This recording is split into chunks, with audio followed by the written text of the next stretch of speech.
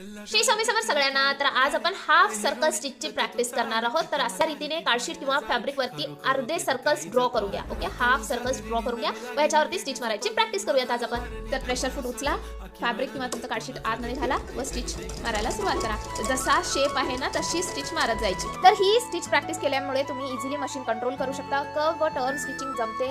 Neck line, armhole, frock, blouse डिझाईनसाठी खूपच उपयोगी आहे. बिगनरसाठी कॉन्फिडन्स डेव्हलप होतो. त्याचसोबत डिझाईनची फिनिशिंग सुद्धा नीट येते. एंड पॉइंट आल्यानंतर मशीनची उसळी आतमध्ये प्रेशर फूट वरती हा पेपर किंवा फॅब्रिक असे परतून घ्यायचा. परत प्रेशर फूट खालती व स्टिच करायला सुरू करायचा.